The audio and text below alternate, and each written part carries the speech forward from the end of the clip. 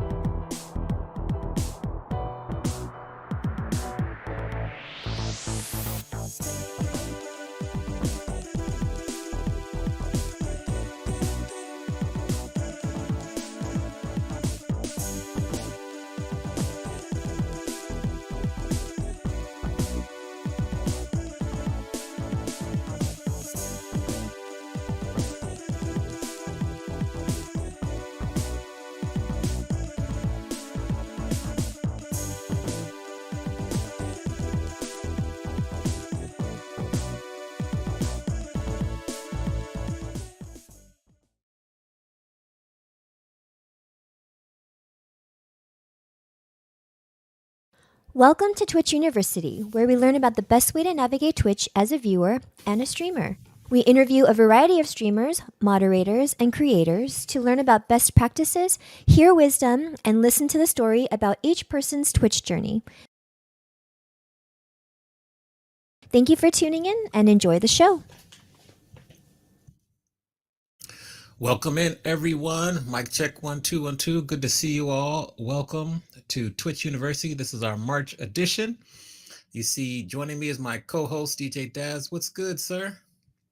And good evening, afternoon, morning if you're on the way far east. I'm doing good. How you doing, Amani? I'm doing well. Good to be back. We love our Twitch U once a month. We got two amazing DJs with us today. Shout out in the chat. Treasy, I see you. Terry Bear, Pueblo Soul is here. Holly, Songbird. The crew is here. This right now, we call this portion of the show like office hours. So if anyone in the chat has questions, what's going on, or wants us to research something for future follow-up, let us know. What have you noticed over the last kind of month on Twitch, Daz, that has caught your attention? The first thing I think I brought up was a lot of the raids have been failing to send people over lately, and I don't know why. There's also been some discussion in the Tweeterverse about how none of the raid numbers and stuff are even matching up now when they come across. Um, and what solutions should we have for our folks when we're raiding out? Yeah, Do we so send a bunch of Ubers, or how Mhm. many times do we try to raid out? Go back to our stream in our chat channel and maybe raid out another time or two. Yeah, yeah. I think you're exactly right. Like a bunch of Ubers, which means that you raid once and you raid a couple times afterwards. I usually do it twice if I can remember. I mean, it's been an issue for Twitch for I think over 6 months now. I was researching, so it's been an issue over 6 months. We don't know if there's a fix, but that's kind of what we've seen so far.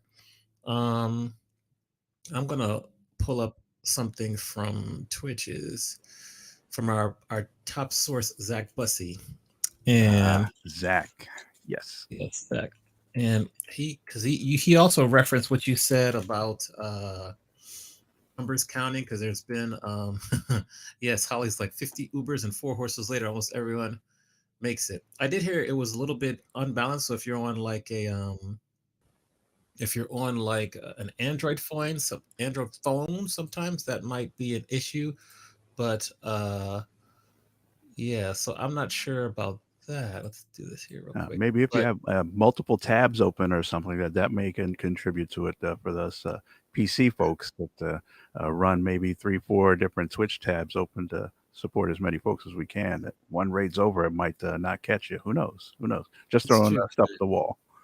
Yeah, yeah. So if we look here, you can see right here 3 hours ago, it says hell viewer counts, because that was a whole thing about viewers not counting or whatever. It says here muted stream viewers do add to your viewer count. This is back a year ago, and they just pretty much a year later said we wanted to reassure you that we had not made any changes to viewer counts. So you can see right here, no changes have been made.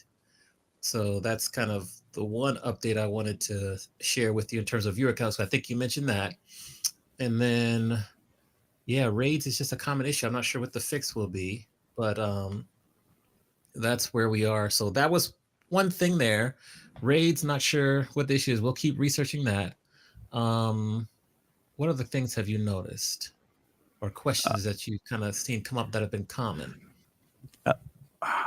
Well, for me, it's been since a lot of us have been on here for a while now, and our follower lists are getting lengthy.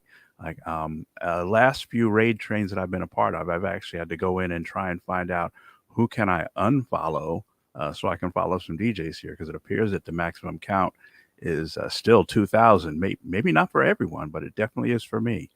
I went in through a Commander route to see exactly how many channels I have followed. And after unfollowing a few, it was 1,986 after I unfollowed them. So yeah, I'm pretty sure it's still a 2,000 cap on how many people you can follow. Yep, I would agree. I don't think that's changed yet either. I don't know if they'll change that or not. So that's true. Also, what we wanted to share, maybe we'll share that in the middle. Talk about TwitchCon, the 2 locations. Terry Bear says try having a mod or editor raid out if needed. Does that seem to work a little better than if the streamer raids out, Terry Bear? Let us know that. Let me highlight your comment there too. So let me see here. I put that up there. We'll put this here. Yeah. So thank you, Terry Bear, for that. So that's good. Okay. So Holly says it doesn't help there. And then yes, Treasy. We'll highlight your comment there. There is a there is a cap. 2,000 is what it is so far. Happened one time. She's giving you a hard time. Okay, yeah, Chris Cut is correct. 2K there. Also, if you have questions in the chat, and we'll say this throughout the entire show, just put it in the chat. We'll try to answer it. Use our resources to give you an answer. You can always go to the Discord and put them in there too. We'll talk about TwitchCon there, which is pretty simple. The European site and the North American site. What else? For me, that was pretty much it. I've been like most of folks knows, I've been off and on, so my head hasn't been 100% in the game. So I have to apologize to Omani for that. Yeah. No. Look, this is, Twitch has continues to evolve since 3 years ago. It's been almost 3 years since the pandemic started, right? Yeah, 3 years. So it has changed a lot for us in terms of how often we stream, what our goals of streaming are, and just, what we decide to do on stream. So it is all good. What is the ground zero date on when was the official lockdown? Was that like March 19th or something like that? That's March 20th or March 19th. I want to say that was like for the US. Yeah, I think that was kind of it right there. So we're pushing right up against that 3-year mark right now. Wow, that's crazy. So yeah. All right. So what I think, so as you have questions in the chat, put them there. And we'll answer them right now. Let's get to our first guest.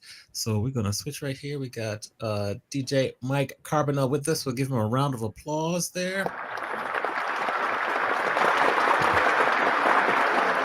So Mike, welcome to Twitch U. If we were to ask you Who is DJ Mike Carpenter? How would you answer? Who is Mike Carbonell? I don't know. You might get different answers from different people.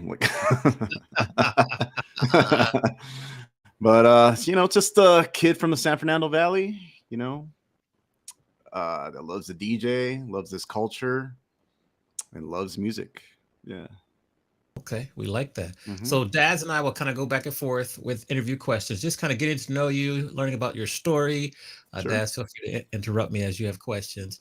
I always like to know if we can go back to your first gig. Tell us your first gig, how you felt before it, and then how you felt after it, if you can remember. My first gig.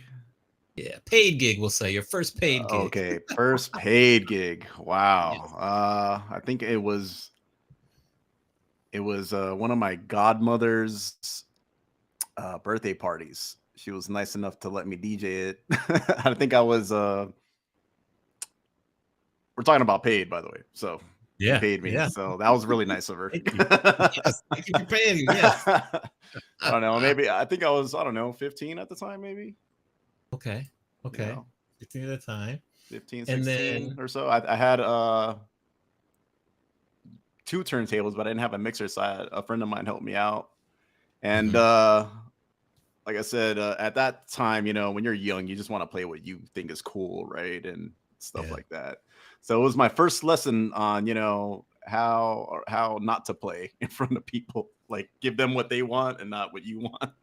So good thing I had maybe like, I don't know, a stack of disco records because they love disco. So, but I was just playing stuff over, and then I bought those Mix It records at the time too, so that saved my ass a lot. So, but yeah, I learned from that day. Hey, buy more music for other people, that way you can get booked more, and so on and so on. So, yeah. And then I also love to ask, like, when was the gig when you're like, okay, like I got this, like I'm here, I know what I'm doing, like I understand what I'm supposed to do. Like, when was that gig?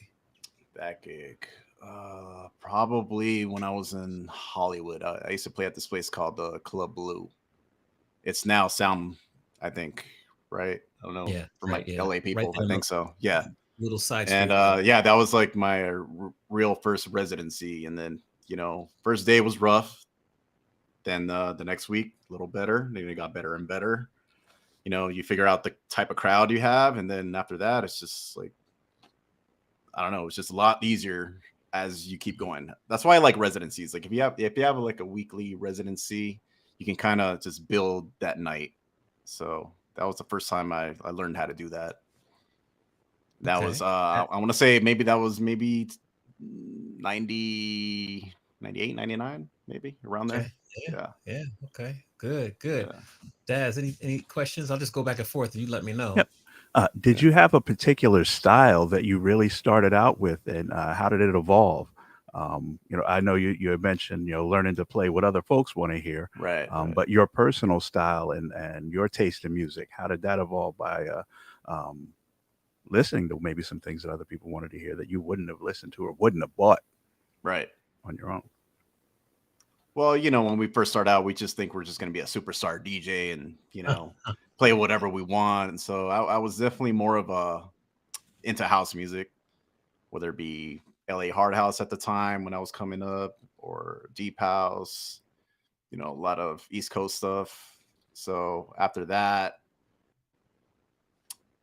it just evolved into, okay, well, I could do this really well. Like, what else can I do to see if I can like work more, So then I started learning hip hop, but that was like my small stack of records at the time, because I grew up like DJing with vinyl, so that was my small stack at the time. But yeah, but then it evolved over time. When did you make your way to Vegas? How did that happen for you? How were you able to get to Vegas and start working there? Oh man, that was rough too. But well, tell us why it was rough. At the time, it was my girlfriend, my now wife. We both felt that LA, San Fernando Valley wasn't doing it for us anymore. And you know how rent is in California. We wanted to move in together, and we're just like, you know what? Why don't we just go to Vegas? I'm always in Vegas every month just to see what's going on there. It's like, I want to go too. I was like, we both love the city, so we both decided to go there. we didn't live together in California before. We both just moved and stayed Moved with each other there. separately. We were pretty much inseparable for about a year and a half though. So it was like, Okay. And then but because a lot of people watching the show, either on live or on the replay, are like up and coming DJs and want to kind of learn. Mhm. DJ Pifu, thank you very much for that sub. Happy 4 months. Welcome in to Twitch University. Nice to have you here. Missouri in the building. Like, how did you find gigs in Vegas? And like, how did you able to grow your network if you once you moved there and before you moved there to make you feel comfortable? Well, we went in there blind. I knew one person. That was it. Shout out to my guy, DJ Scotty Boy. He kind of helped me out Wow. there. And because we used to play together in Hollywood for a couple house nights. And I told him I was moving. He's like, yeah, come through. A lot of people are moving here. I'll see what I could do. That's pretty much what everybody says, right? Right. But right.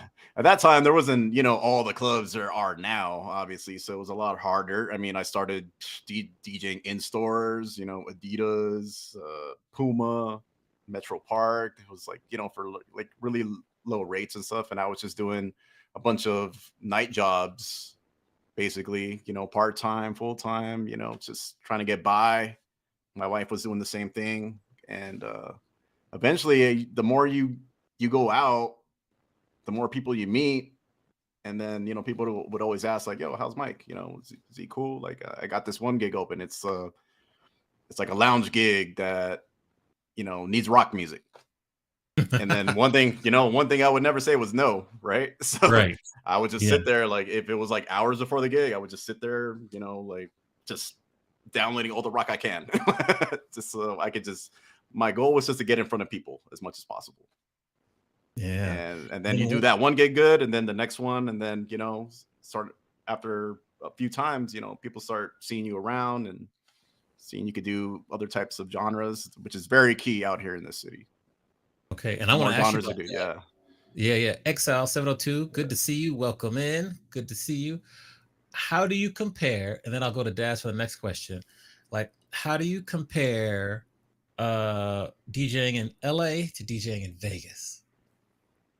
Okay, in the heyday, I mean, LA, you got that 2 o'clock cutoff, and it's a late crowd all the time. So it's like 11:45 to 1:30. That's your sweet spot. But out here, it's from 10 to 5. One thing I had to learn how to do was doing 6-hour sets. That's a long set. Yeah. I've conditioned myself now to do it. It's no problem now. But yeah, that was probably the hardest thing to do, was doing those 6-hour sets, because there were no openers and closers. You would just do the whole night.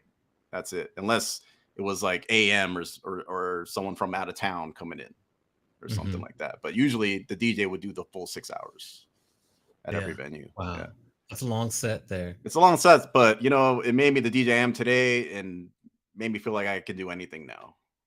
So like a 12-hour stream I did for my 4K and my 4K celebration. I did 12 hours. First 6 were easy. The last 6 were a little rough on my back, but we got through. You got through. And then I'll let Daz kind of ask the next question. I have a follow-up for that one. So go ahead, Daz.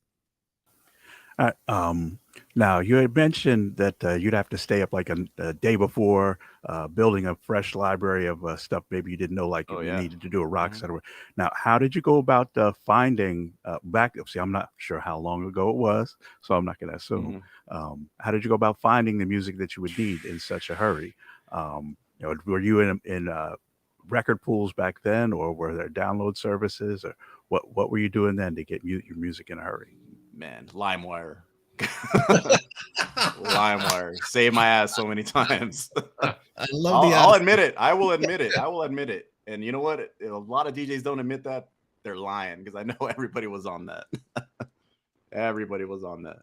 But yeah, that saved me a few times, especially this one party I had to do. It was because like I said, I came up from vinyl. I just got onto Serato maybe in 2007, 8. I was still doing vinyl. I was still playing house music. I was still buying records. So I didn't move over till about 2007 or 8. So once I got Serato, I was just like, oh wow, I can just download all this music and just put it in my program. Like, that's it. So I went crazy. 80s, looking up lists, looking up, top 30 of this time, hits from the 90s. Or there's so much information online now. So It is, yeah. mhm. Yeah, shout out Cece's here. Good to see you, Cece. What's up, Misty Christie?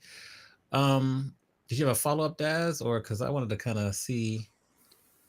No, I didn't start you're getting up. into record pools till a little later on. Okay. Yeah. All right. So you're in Vegas, and then you're kind of just scrapping your way, grinding away. Mhm.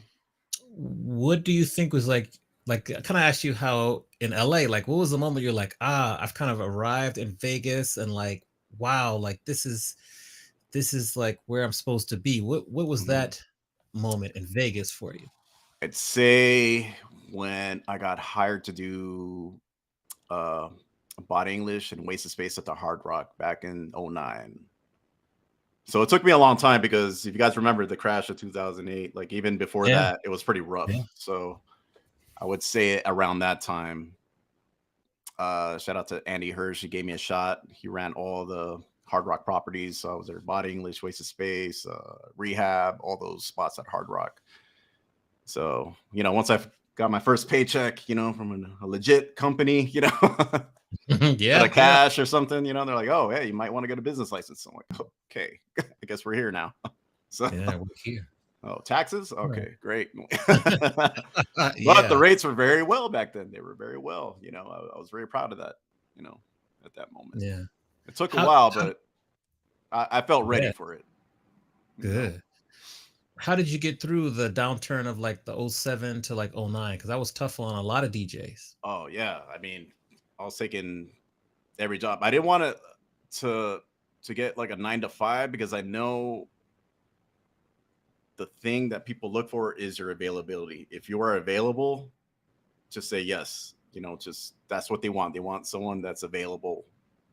So I didn't want to get like a 9 to 5 because I know that would just suck me in and all that. So I was just doing a bunch of part-time jobs over at night. And I was doing like a lot of in-store stuff. And you know how they pay you with clothes sometimes? I would just sell that. Yes. Like I would sell the clothes or the shoes. Okay.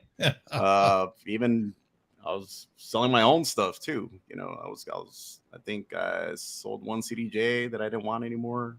I just didn't like it, but thought about selling my car. But luckily, had some friends that helped me out, and they put me in a lot of pools. Like I said, the rates were a lot better back then, so you can get by. And rent was only maybe 700 over here for like 1,000 square feet. Mhm. So good old days. I miss those Good days. Well, what's in your opinion, Hmm. like what's happened to the rates now for like Vegas? Especially, I know there's a difference in if you're flying in or you get flown into Vegas to play compared to if you're a resident living there playing. What's happened? Why have the rates kind of gone down or shifted? I think the venues are just aware of social media and they want to be able to sell something. So say I have 10,000 followers, I just started DJing 5 years ago, but my IG looks good and everything, but I never played in Vegas before and I want Vegas. And these venues know you want to play Vegas. Everybody wants to play Vegas. But of course they're going to lowball you a little bit, but you're just happy to get the gig. So I think that's what's happening. You know what I mean? And as far as DJing has completely changed from 10 years ago also. So it's a lot easier now. I mean, there was that point when all the models were in here. Remember that time? Like, Yeah. like it was just a lot of different moving parts. But I think social media is what kind of killed everything. Does it still have? It does still hold weight in town for a lot of people, but Okay. that's a whole nother marketing and that's a whole nother side of the business, which I know I suck at, but I should be getting better at it. Yeah. But Do you have a link tree for yourself with yeah, I got all that pager stuff. that has Yeah, okay. I got EBKs, I got all that, one pages, everything. But what people want is something to sell. That's what they want. Yeah. Whether you got a good story about yourself, whether you're dating someone, or hey, you got this many followers on TikTok, but they realize, sometimes that doesn't, turn into ticket sales. It's just all show. You know what I mean? Which we do a lot of magic shows here still. So, I say that's magic. I love it. Miss Robles, good to see you. Bearded Baritone, hello. It's harder. It's harder for guys like me that put in the work for people to come in town and do what they do. But all we ask for is make it a show. Don't be mediocre. I can't remember the last time I was out and seeing someone, I'm like, wow, that dude blew my mind. I can't remember the last time that happened, even with EDM artists these days. Yeah. But yeah. Because you've opened up for numerous well-known both DJs and artists. Yeah, both. Who's one that when you watch them, you're like, wow, I can't believe they just did that? Little John's actually really good as a DJ. Okay, tell us more. Tell us more. He's really good, and he's a DJ himself, so he's got stories and stuff like that, and he's always like a good hang after the show. But yeah, he's always talks about the good old days, and we can all relate to that, obviously. But once he talks into that mic, the crowd just erupts. It's just like you see it, like everyone's eyes like light up and everything. Like you see the happiness in people. And I haven't seen that in a while, but actually I haven't checked them out in a while either. But yeah. Over to you, Daz. Go ahead. I'm sure you got a couple more ready. Go ahead. Not asking for any names, but what has been something that has surprised you in the exact opposite way? Someone you thought was going to come in and tear the roof off of it and laid an egg. Have you seen that? You know what I always say, and what people never talk about. I always say there's no first off, I want to say there's no bad DJs, but there are. But there's no bad DJs if they're on a professional level, right? But there are bad bookers. You know what I'm saying? So if you book someone that plays like say techno at a hip hop club, that might not work, right? But then it makes the artist look bad, right? Because he can't hold the room because it's like a top 40 open format nightclub, but you want to book like the guy that plays techno, like it doesn't make sense. So you could tell like stuff like that was like a favor or something, or they had to book that guy to get the other guy. Usually what happens in a lot of agencies too. So I think that was the only time that it actually like flopped, but I like that answer. Yeah. I like that answer. I respect that answer. It's just no, I'm just saying like it's hard to get like marketing and then the entertainment director like on the same page, because they got an agenda. So like they have to like make it work somehow. So as long as you make it make sense, it's okay. But it makes sense. Stuff like that doesn't make sense. Make it make sense. Yeah. I hear you. How did radio come into the picture, and how does DJing on the radio help you and help your career? Oh, out here, I'm on 98.5 KLUC.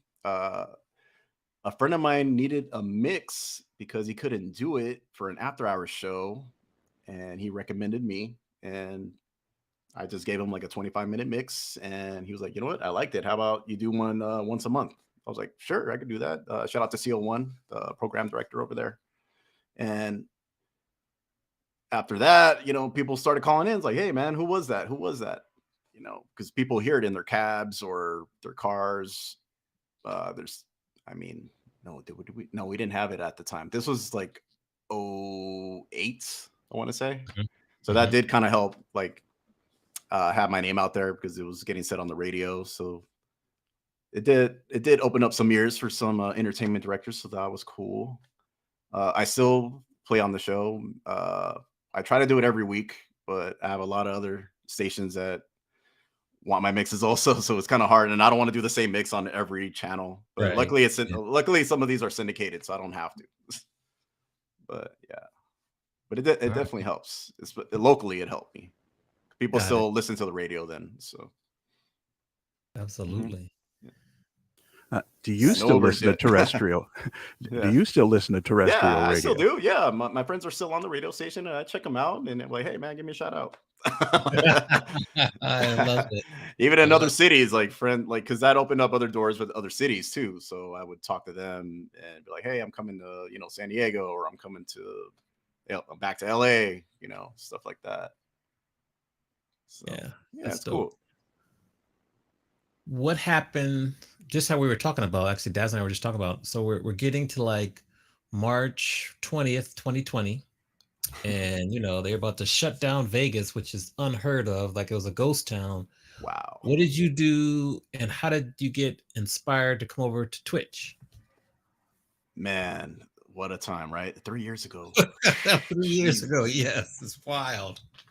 Well, we all thought it was only going to be what, 2 weeks, right? That's what they said. Yes, 2 weeks, yes. Everybody said 2 weeks. So I was like, okay, I'll just chill for 2 weeks. I could do that. I mean, I'm home all the time anyway. It didn't bother me. At the time I was in San Diego, my wife was out there for law school. So we had an apartment over there, and I would drive back and forth. But to quarantine, I stayed in San Diego. So now the 2 weeks turned into what, a month, right? And then after that, what did it do? Like 3 months. So now I went a little crazy. I was like, all right, man. Like I see everybody like going to Twitch. I see everyone starting on IG first, but we kept getting knocked out, right? So we all went to Twitch, and I even waited a few months because I still would. It still didn't hit me that we were shut down. So I waited till May for my birthday to stream on IG. I did sign up for Twitch, but I was still kind of new to it, and if it's your first time on Twitch, it looks crazy, right? Like, if you don't know, right? It looks nuts. It looks Especially if you go very into these nuts. gamer streams and everything like that, it just looks nuts. I'm like, I'm never gonna get on this. I can't understand this. Like, what's happening? Bits, subs, like I don't know any of this. Right. So on my birthday, I did IG, and that went well, and I kept doing it week after week after that in May, and then I just kept getting knocked out, even though I wasn't even playing commercial music. I was just playing house music, stuff that made me feel happy. And I was just like, all right, let's just go to Twitch, give it a shot. I mean, 3 months, they lied to us before. It's probably going to be the rest of the year. The rest of the year turned into 2 years, right? So, man, so yeah, what a time. Yeah. What was maybe the biggest growth you experienced as a DJ while streaming on Twitch?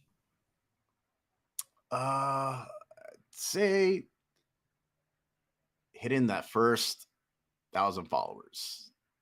That really got me emotional. Like I think I even like zoomed out the camera so they wouldn't see my tears because it took so long to do it. It took so long, and just the networking and the rating people, and then me getting rated and getting on crawls and raid trains, like that helped me out a lot.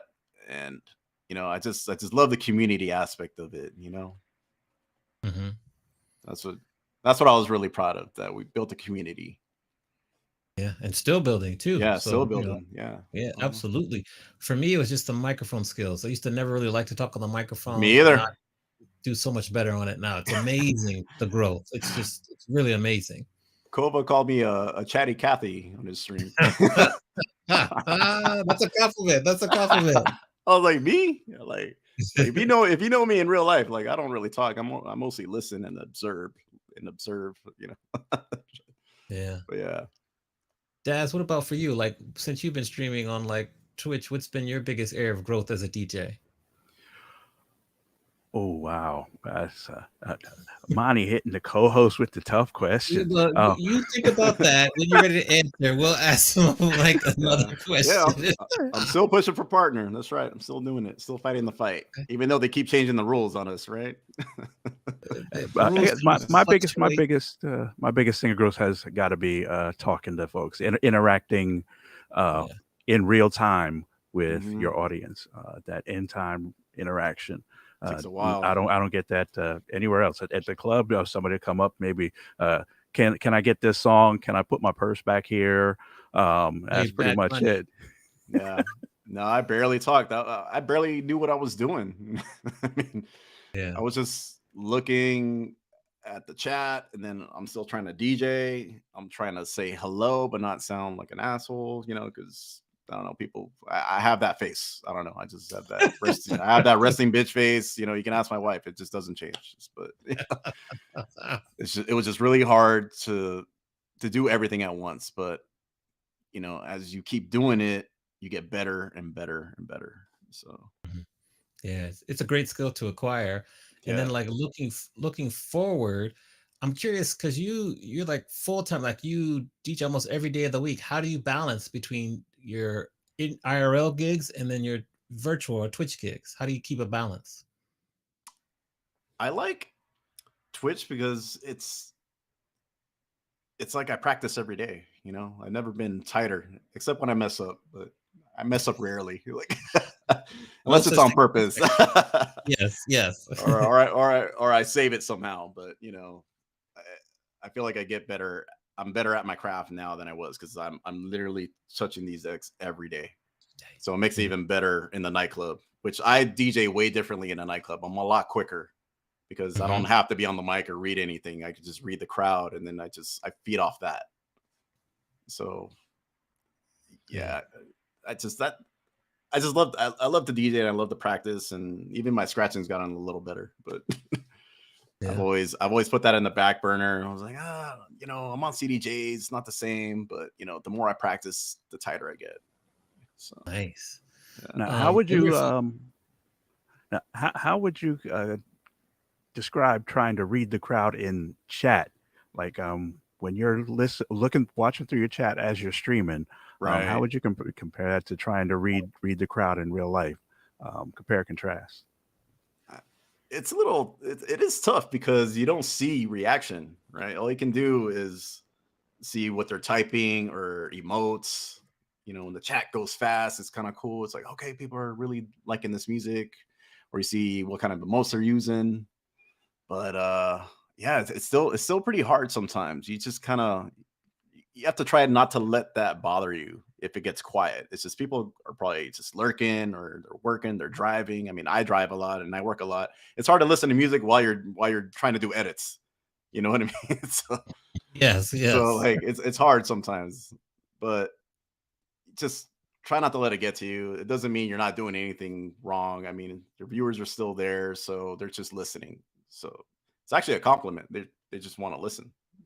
Yeah. I think, We love the lurkers. Lurk away. Lurk away. I do scare some people sometimes, but it's usually with music if it's too much or too hard or too aggressive. But Since you've kind of had a real interesting journey here on Twitch, what advice do you have for people who could be watching that are maybe a little intimidated to either start streaming now or they're kind of stuck or hitting a plateau? mm, well, for me, the hardest part was starting.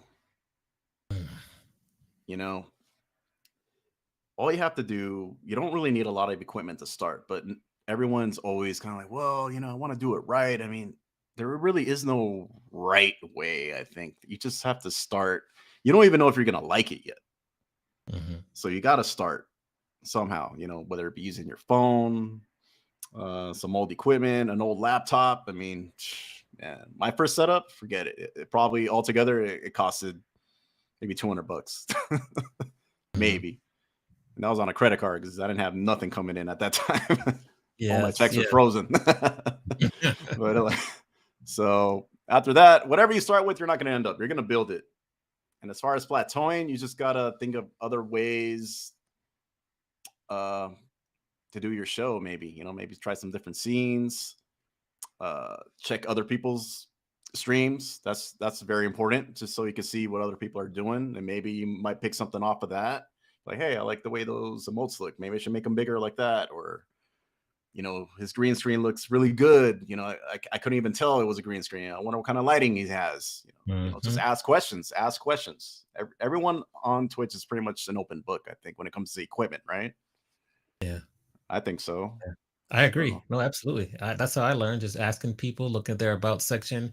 Many yeah, times, especially now, people will list all the computer and the equipment that they're using, so you can just kind of right. pick things there and research and just YouTube, questions. a Yes, lot of YouTube. the University 2020. of YouTube. Yes, Whew, too much, too much. exactly. Yeah, Terry Bear says she's her Fire Stick. Yeah, Mrs. DJ Unique, welcome in. Hello, Fire Stick? I hello. didn't even know you could do that. Yeah, they've changed some Oh, stuff too with oh, like is that what Apple it is? TV and watching it too, so it's Man, different there. I got like 3 Remember if you Fire have Sticks. questions, ask in the chat. Daz, what's like your next question? You've come up with some good ones today. Hmm. Right now, I don't have one. I had one, but I lost it when we Oh, You switched lost it. subjects. You'll get it back. You'll get it back. I'll get it back. I'll jump in. I'll step on your toes when I get it back. Do it. Yes, yes. And Tantrum is there. He's going to join us next. What looking ahead, like what's next for you? How are you going to continue to balance Twitch and IRL gigs? Like, what are you looking to kind of accomplish in 2023 and beyond? I'm still trying to hit that partner badge. I'm still trying. I thought I was close last year, but then the world opened up 100%. So we lost some viewers. I think everyone has. Mhm. I'm still going for it. Still going for it though. What I like to do is throw events with my partner Louis Smooth and Showboat. We like to build a community, not only on Twitch but in IRL also.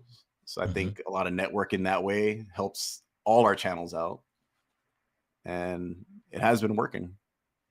Yeah. So I That's just sweet. probably more events, and I'll see where Twitch takes me by the end of the year.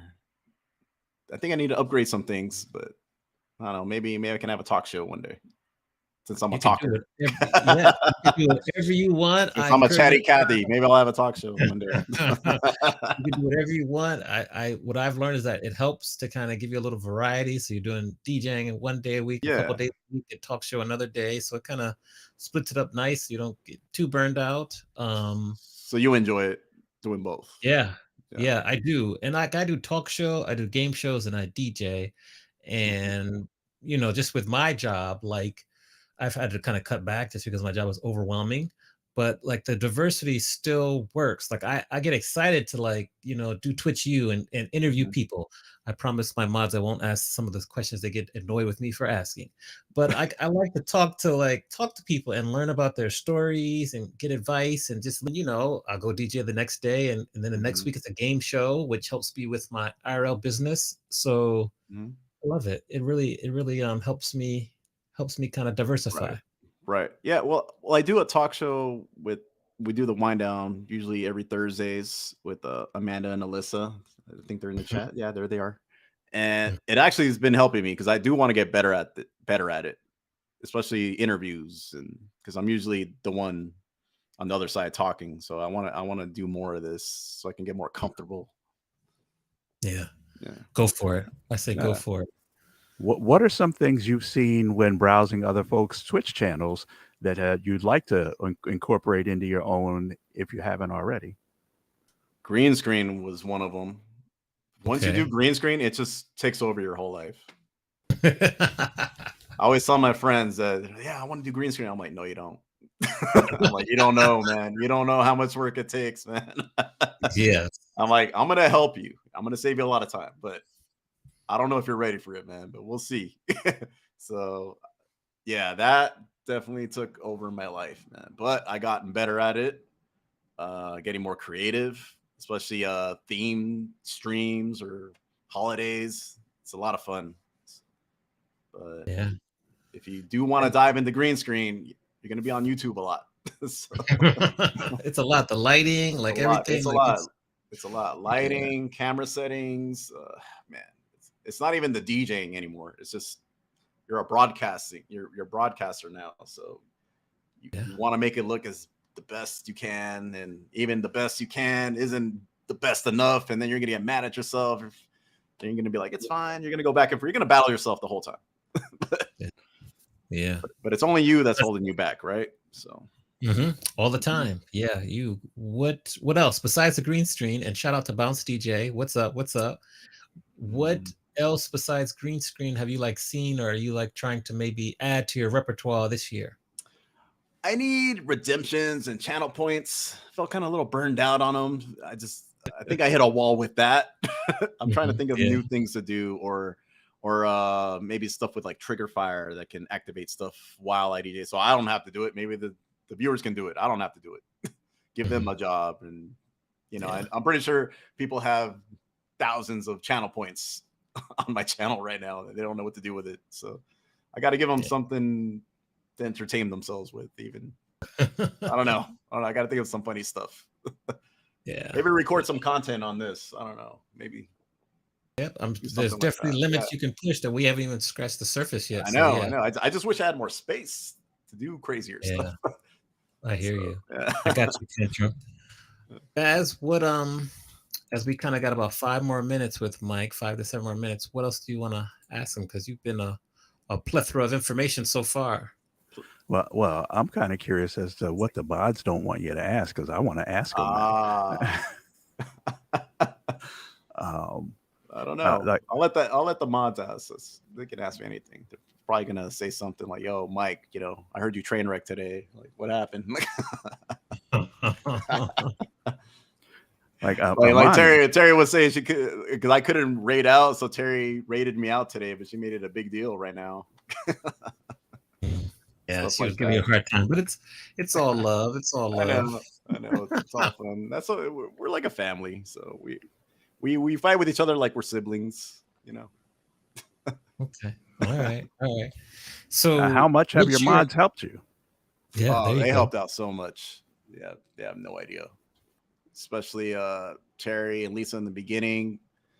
Like I said, I had no idea what Twitch was. I didn't know what bits were. I didn't know what mods were. I didn't know what a raid was. I didn't know anything. I didn't know you could change settings. It's just, they helped me out so much. It was just crazy, And then as the viewers started building, more people wanted to be involved, and it was great just having everyone there. Even Bubble Soul in IRL helps me out a lot. Okay. Yeah, Pueblo Soul. I met Mike at TwitchCon, but I didn't meet you, and you were there. I don't understand how that didn't happen, but yeah. Oh, in San Diego, right? Yeah, in San Diego. yeah. What was the part? At, Because you were on the Tipsy bottom Crow? floor. I think you Yeah, were it at was the at bottom Tipsy Crow. floor. It was Tipsy Crow. Yeah. Yeah, I remember now, because I remember Ice was there, and then Fierce was downstairs, and I didn't even know that place was 3 levels, but we just kept bouncing up and down, kept running into each other. So yeah, for sure. And now TwitchCon's in Vegas this year, though. Whew. It is. We're gonna talk about that shortly. It's in Vegas. Okay. What is your schedule for Twitch, and what's your IRL schedule, so we can come support you both on stream, and then if we're there in Vegas, we come support you there too. Okay.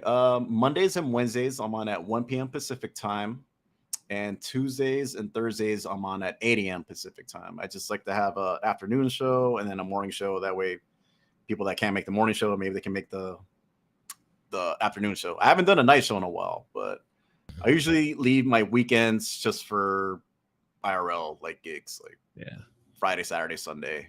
Sundays I usually just hang out with the wife, stuff like that. Yeah. But Fridays and Saturdays, just follow me on IG, see where I'm at, and come through. No charge. Maybe I'll buy you a shot. I don't know. Okay, I'll be in Vegas next week, so I'm gonna hit you up, because we're there for March Madness, so I'm gonna hit you up next week. Any final questions for you guys before we let Mike kind of give his final words? No, just thank you, Mike. Thank you, Mike. Yes. No, thanks for having me. Absolutely. It's a great show Yeah, you guys have. for- I learned a for lot from this too. Yeah. Oh, good. Well, that makes us happy, because we're still here to provide a service and help people kind of become even better at streaming. We're trying to take it to that next level, because we got a little comfortable in 2022. Any final words that you want to say before we say thank you again, and just kind of let you continue about your day? But maybe things you want to share with us that we didn't cover, we didn't ask you about. If you want to stream, just start. Just kind of go back on what we were talking before. Just start. I know it's really hard and it's intimidating, but just start. After that, I think you'll like it a lot, and you'll want to continue this journey. Because look, that pandemic happened. You don't know, it might happen again. You know what I mean? So just keep at it. Keep DJing. Nobody cares about what you play on. Just be good at it. Just be good. Practice, practice, practice. There we go. You know. All right.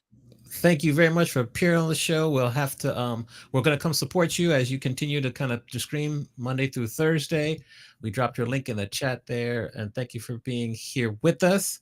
Next up, we got to get you on some of these game shows, so we're gonna hit you up about that I too. saw the last one. I was like, oh man, I would have been good on this.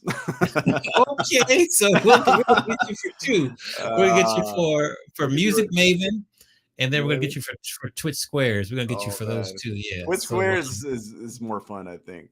Because don't be scared music, because of me. the People get music, the scared. music, like with me, music, I will just go blank. I'm just so I use my laptop as like a crutch. I'm like, I know this song. Let me Right. type it in. Because Mhm. I have like little codes for myself Yeah. and Yeah. stuff to make a little little like bundles of music like put together, Mhm. kind of like combos, you know. So I would Do type you, in do you, certain words and you know. do you Yeah. use smart crates in Serato? I do, yeah. All I right. do that too. Yeah. It helps out We a need lot. another lesson because Dawn Perrion taught us about that before. We need another smart crate lesson on just the do's and don'ts for that.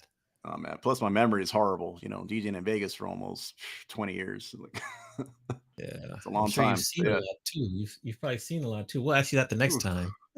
Yeah, we could talk about that. Maybe on a late night stream. There you go. couple There you drinks. go. You know. All right, round of applause for DJ Mike Carbonell. We appreciate you. Great job. Thanks for having me. All right, good to see you there. Thank you. Awesome. Okay, so that was great there. Thank you. Let me double check, see if we got Tantrum coming in here. So, as was mentioned, Daz, let's kind of get to this one here. Let's see what we got here. TwitchCon next year is, or this year actually, is in Paris, and it is in Vegas. So it's TwitchCon Paris is July 8th through the 9th in Paris.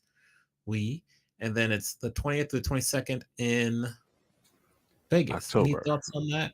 What you think?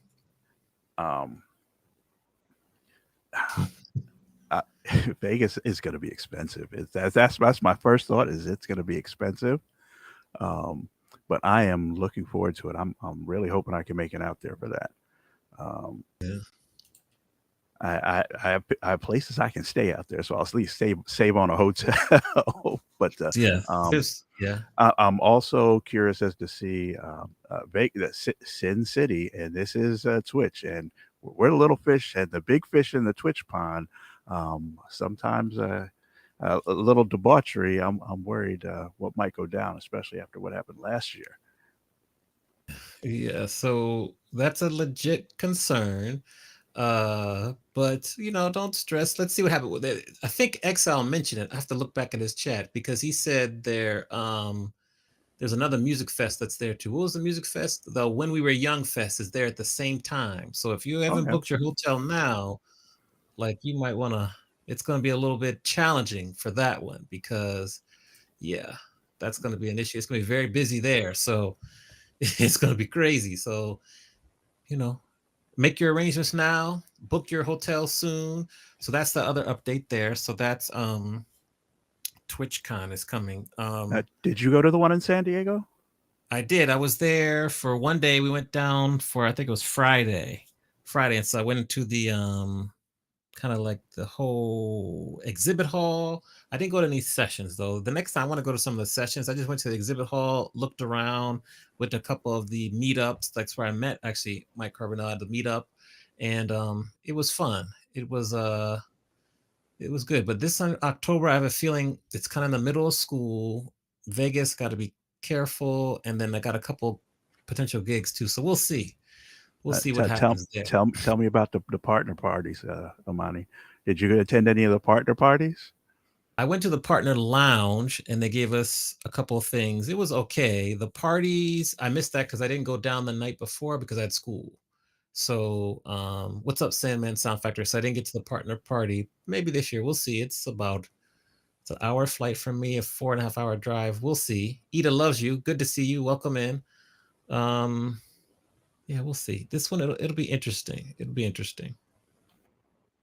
All right. DJ Cruz One, what's up? Good to see you. Welcome in. Let's bring our next guest to the stage. So we've got DJ Tantrum with us.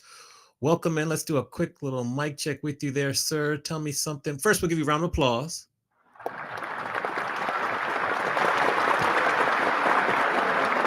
So say something. I can't hear you just yet. Let's see. All right, check. There you Trying to go. see am I too loud or too low? Do I need to go You're up, too come down? low. Turn it up a little bit. Turn up a little bit. All right. Like that. What about right All here? right. That's good. That's good. Okay. Good. First of all, nice to meet you officially. Welcome to the show. This is how we usually let people introduce themselves. If I was to ask you, who is DJ Tantrum, how would you answer that question? Somebody who always under the radar, always observing and learning, and well aware of his surroundings, and is always making sure he's not stepping on anybody's toes in any instance, and is ready to absorb even more information. Just absorb. Knowledge is the best currency ever. So that's in a sum of what I am. I love it. I love it.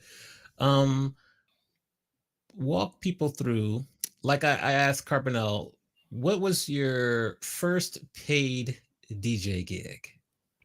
First paid gig, I had got my first 30 records. So it's a thing with DJs. You get your first 30 records. Cruz know what I'm talking about. He's a vinyl DJ. So well before Serato, you could do your first party with your first 30 records. And the day that I got my 30th record, well, 29th and 30th, the guy who I was up under was sick and couldn't do his gig. And it was a poetry night. So it kind of made it easy because you had poetry up to midnight and place closed at 3. So really only got 2.5 hours worth of music to play, and 30 records is well enough for 2.5 hours, especially with poetry in between. But that was my first paid gig. And it was here in Charleston, South Carolina, in 2003. Okay, so So you come up this year on marks my 20th.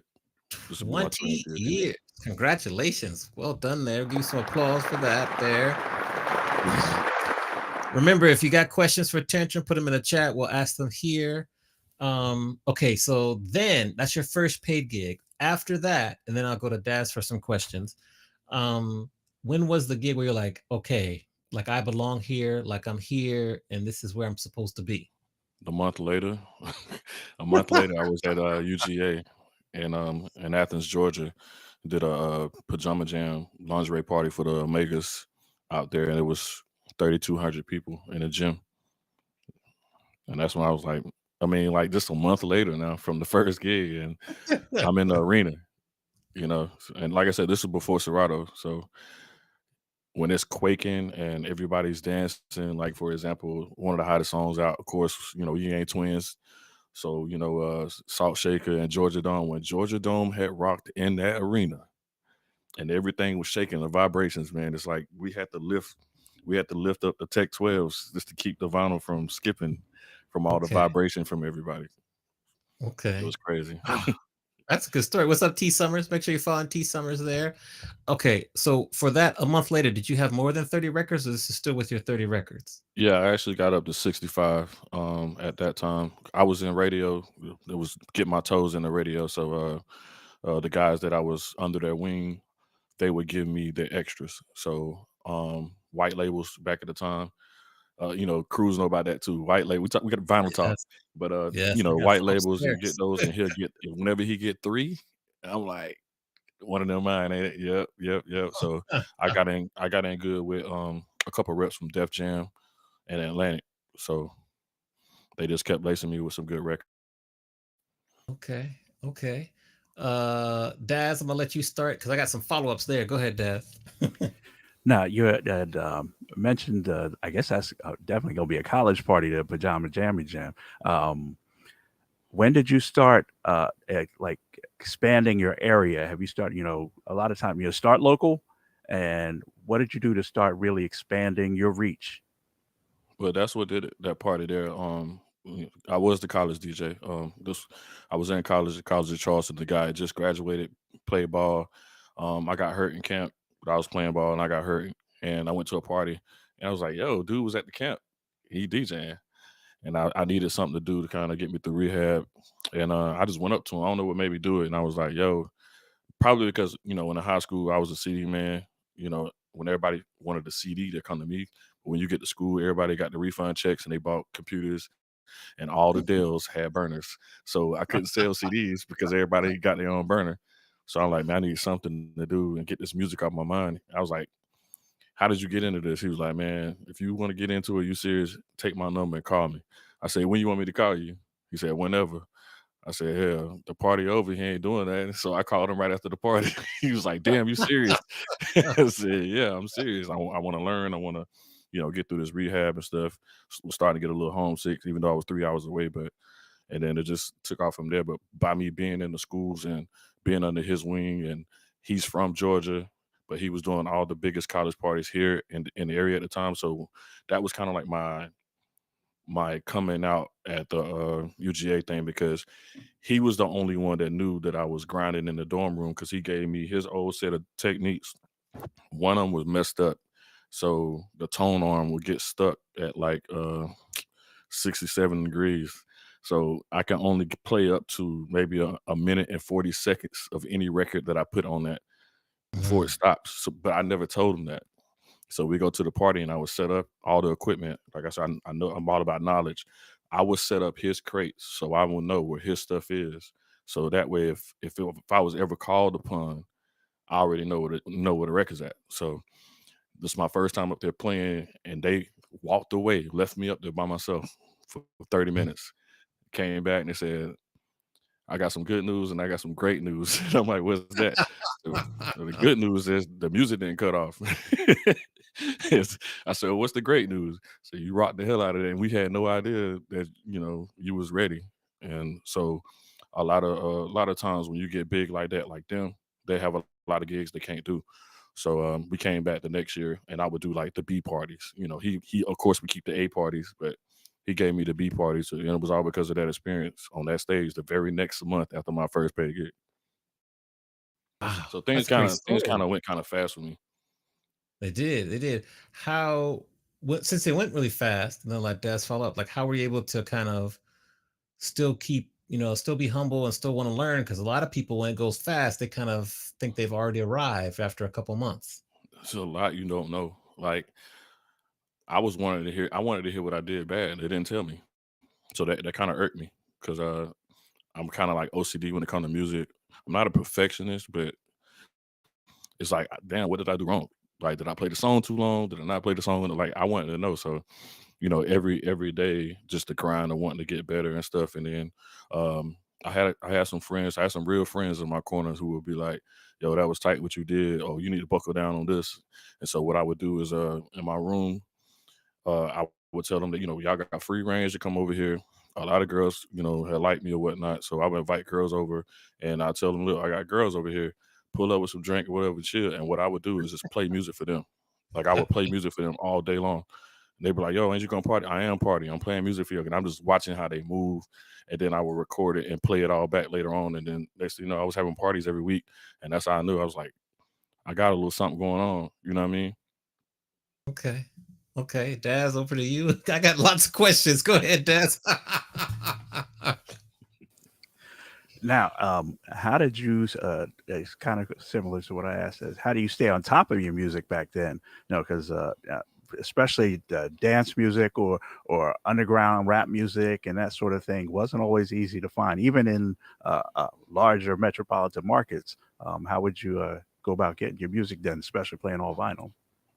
Well, see, at that time, of course, vinyl wasn't printing fast enough. So like anything would come out hot. And I'm in South Carolina. I'm from Greenville, so I was close to the Atlanta roots. So all the Atlanta music and stuff like that, you couldn't get it on vinyl. So I was like, it got to be a way for me to keep these hot songs in the parties, but not get in tune with going digital or whatnot. It's not that I didn't like digital, but it was a DJ software called PC DJ. And what I did, I took a TRRS to RCA, and then I split the channel. So I would have those as my line. So the other DJs would have CDJs, but it was only one CDJ. And so if it's two hot songs, you have to play the song on a CD, get a record, play a mediocre song, and then come back to that. And I was like, it got to be a faster way to do that. So I was like, well, I would use the PC DJ, but only for one track. And I had made a rule that I would not use it back to back within 10 minutes. So with me still having my background of burning CDs and stuff like that in high school, so it was BearShare and LimeWire. If I couldn't get it off BearShare and LimeWire, I would reach out to those connections that I made through radio and get them to go to these certain places. Luckily, Def Jam had a couple rural scouts that was out there who could get their hands on some stuff from Lil Jon or Jazzy Faye, and just kept it going like that. And that kind of gave me a buzz because I was the young DJ that had the young music because none of the other DJs had those songs, not even on vinyl, or didn't even know those songs to have them on CD. The only way that they saw or listened to it is from a DJ Jelly, Camp, some one of them mixtapes, like the video mixtape. So that's the only way they would hear it. And they'd be like, how the hell you get the song? I'm like, I don't know.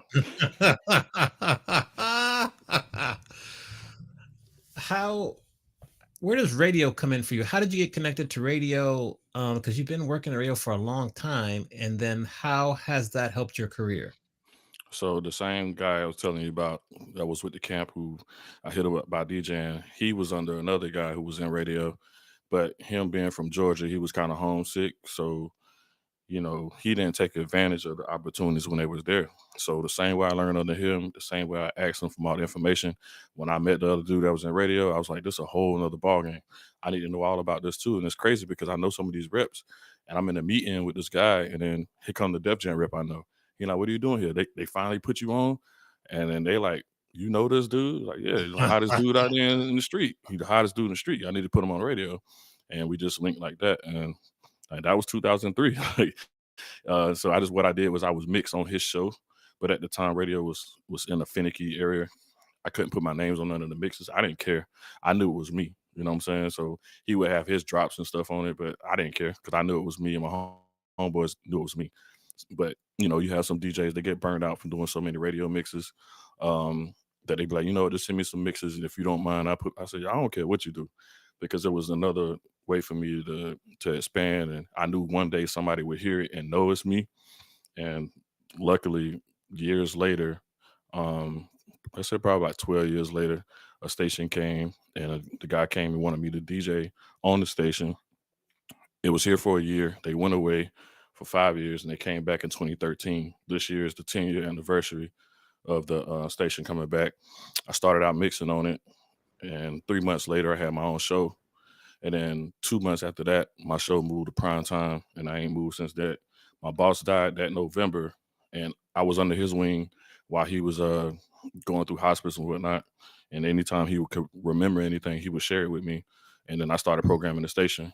So after he died, I kept the station afloat for 3 months before they had to hire anybody. And because of that, when they did finally hire somebody, he kept me on as the APD. And I've been programming the station ever since. And I'm still programming the station to this day. So tell us the station so we can, make sure when we're going through Charleston, because it's in Charleston, right? Yeah. So when we going through, is Charleston off 95? That's off 595, right? Well, you take 95 to 26. 26. Okay. Mm-hmm. So we take 95 to 26. Tell us the station real quick. It's 993 The Box.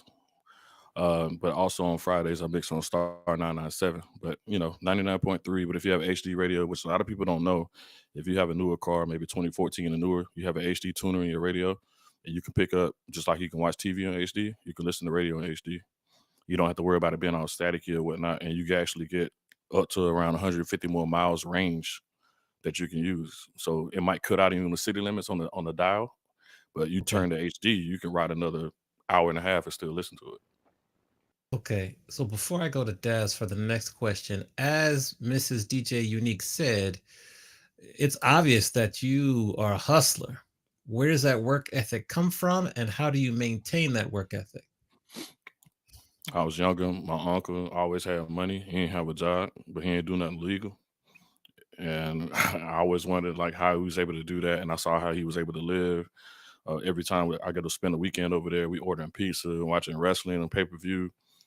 You got a flat screen TV, waterbed. I'm like, oh, it's that's the kind of ambition I want to have when I get older, to make it where you don't have to work to work. You know what I'm saying? But at the same time, you don't have to do nothing illegal to be like that. So I got the drive from that. And ever since I got my first dollar when I was 15, my first job. And I realized that you can take those dollars and save and buy whatever the hell you want. I was like, I got to learn how to master that so I don't just be spending and spending. And I just took that same grind and passion and put it in everything I do. So everything that I do, I can tell you 4 or 5 ways that you can make it to your benefit to where it could be something, what do you call it? Residual. Mm-hmm. Anything.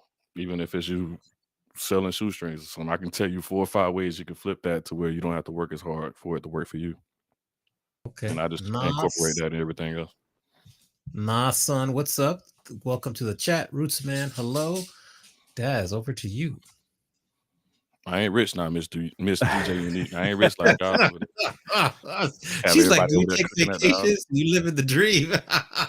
They have everybody over at the house cooking on stream.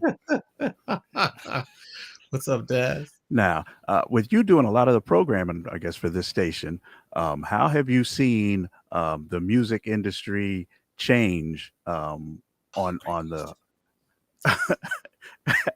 like Officially, yeah. officially they haven't changed. Unofficially, Unofficially. well, I say officially they haven't changed. But that's what made my station unique. Right now I'm under consideration from 2 other stations, possibly for programming them. This one station actually I'm on consultation right now. I've been listening since Friday. I have to write a report and send it off on Wednesday. It's a station in St. Louis to give my input on their station and what I feel like their vision is. But a lot of stations unofficially, if you hear some of the songs, it's just some back end payola stuff going on. You know what I mean? But like I said, officially, ain't nothing really changed, man. They're looking at charts and they're like, yo, New York is playing this, so you should be playing this too. But you're in Wichita, Kansas, so why the hell should you be playing something that they're playing in New York that's hot in New York and you're in Wichita?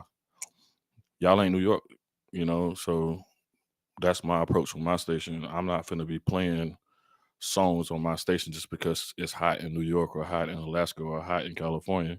I'm playing that because it's hot here and it's local, and we're locally owned still. We're not owned by our heart. We don't have to worry about those corporate letters that come in saying you can't play this song until we give you approval, which means the unofficial part I was telling you about. That's what the approval means. Approval is, yes. Yeah. So I can play what I want. A song can drop right now. I can play it right now. Like I actually get on the computer, dial in, and load it and put it in if I wanted to. So that's what I like about what I do. Is it's not restricting. Just like with DJing, I mixed on a couple of those stations, and they'll send you a playlist. You got 20 songs, and you have to find ways to play 20 songs. You can't play 21. You can only play those 20. I think Mike said something about radio, so he know about that too. Like they'll send you a list. It's these songs you can only play those songs, but you have to find remixes of them that make it a little bit better. But all in all, it's restricting as an artist. And I look at DJing like an art. If you restrict it, how can you really express yourself if they're telling you what you can and can't play? So I gotta ask a follow-up question, which leads me to I forgot to ask Mike this question. I have to follow with him another time. But like I'm doing my next books on why there are no longer any black R&B groups. They've disappeared. And one of the reasons that I did research and I found out is that the Telecommunications Act of 1996, you had iHeartRadio buy up all the stations, Town Square Media and Cumulus Media buy up almost all the stations. Now, you said your station is still independent, which is a great thing. But one of the kind of reasons is that just how you said it. You just said exactly what like they send you a list. You have to play these songs, whether you're in Wichita, whether you're in Charleston, Atlanta, Chicago, Dallas. So you've confirmed my theory there. I mean, of course, they're not going to come out on the record and say, all right, this is what's going on. Right. But yeah. So what is your opinion on that? Why, after about 2004, so you were already in radio at that time, why did all the black R&B groups, why have they disappeared and they are no more? Well, when they come to that part, so first off, my boss now, which I just found out today, he's just been inducted into the Black Radio Hall of Fame for his 30 plus years in the game. But he shares stories with me about stuff that goes on and how things used to be a certain way until one person who, let's say, the names rhyme with LA Gears, but it ain't LA Gears. If you know radio, you know LA, but the last part ain't Gears. But it was something that was going on with this person, and a lot of people didn't like the hold that he had. So once they did what you said was have these 3 major radio companies coming and buying everybody. How would you get those groups on? You know, how would you get them in so people can know about them? And some stuff is kind of like with the young artists when they do come out and make it as kids, they don't know the business side. So after, pretty much after Immature, with Stokes, a lot of people didn't know how to run a brand like that. So they leave it up to the radio people. Like you'll be surprised how many times I would get an email from somebody saying, "Yo, I got this project. I want you to check out this, check out the song and put it on." I'm like, "No, tell me what song you're working. Well, just pick one that sound good." That's the mentality now. So any group that comes out, they're all gonna be like, they want you to do the work for them. Especially now with social media, you could pop overnight with TikTok. And believe it or not, hell, the groups are the K-pop groups. Them are the ones that's Mhm. doing the same thing in the roots that those black groups used to do back, like what you said. Oh, and, yes. and they So bred from birth to do it. yes, yes. So you speak about, first of all, LV. Shout out DJ. I know DJ LV. Thank you for 32 months. Appreciate the support. Much love. Make sure you follow DJ LV. Um, thank you again. What you just said, if you look at a BTS video, it is a carbon copy of New Edition videos. Michael You watch Jackson. them. And Michael Yes, Jackson too. I'm just like, oh my goodness. So you said it rhymes with LA Gears, so we have to talk about that later because I Well, just just the LA part. Let's swap out gears for let's see, I'm a Braves fan. We used to have a pitcher named Max Fried. yes, So I got you. it rhymes Yeah, with I got Freed. you.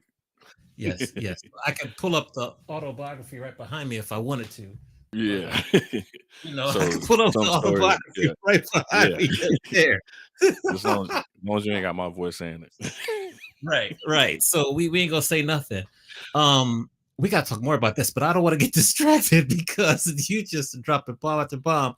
Um, how do you manage your radio work with DJing in real life? Hmm. I still don't know. I still don't know how to do that and how to do Twitch and the parental stuff. Like that's why I couldn't get on right at 8 to put my kid to sleep. But everything with me just goes hand in hand. So like it's on to the next. Like I literally just put them down, came and got on camera. You know what I'm Mhm. saying? Like everything flows at the same time. As far as the balance though, once the pandemic hit, I raised my price, of course. So I still DJ and stuff, but I don't DJ as much because I was trying to focus on the Twitch thing. Cause I got on Twitch late. I didn't get on during the pandemic. I didn't get on till May of 2021. But I think I missed the newcomer of the year Yeah, nomination by like 3 months. yeah, Everybody's like, not a "Yo, we little bit. couldn't nominate you." I was like, "Yeah, I missed it like 3 months." But there's still But yeah, much I time got in on late conversation. because Keep going. oh no, I wasn't worried about that. But it's like I was just doing my due diligence. I got on Twitch as a gamer first years ago. I had went pro as a gamer. Anybody can go pro. It's just about getting getting an agent or somebody to pick you up. Just like if you play basketball or football, get somebody to represent you. So I knew about Twitch back then, but I didn't think to do DJing on it until people started getting shut down. And I was one of the ones on Facebook that would go live in like 3 minutes. I have like over 1,000 people, and they would shut me down like with over 1,000 people. And I was just like, I'm done. Like I'm not doing no streaming. I'm not streaming on Instagram, Facebook, none of that. And then DJ Missy 803 just stayed on my head, like, just do it, just do it, just do it. I'm like, man, why do you want me to get on here so bad? Like, if it's so good, you do it. And then she's like, just watch my birthday raid. And I said, what's a raid? And then I saw Mhm. the fact that you can bring your room to somebody else's room. And I was like, okay, show me more. Like, so you mean to tell me like it don't stop and at the same time you can help somebody? Because I never looked at it like, well, somebody's gonna help me, somebody's gonna bring all these people to me. I looked at it as like I can help somebody, even though I'm not even on the platform yet. I was already thinking about helping people. So I was like, that was pretty cool because I know that once I do something, I get to a certain point, I can better explain it to some people who might not understand it, and really break it down simple form and be like, listen, man, you get on, I get you where you need to be. I'll bring my room to your room. And they're like, what? You can do that on there? Like, yeah. Like when you get on Instagram and Facebook, when they get done, it's over. It's over. Where you going?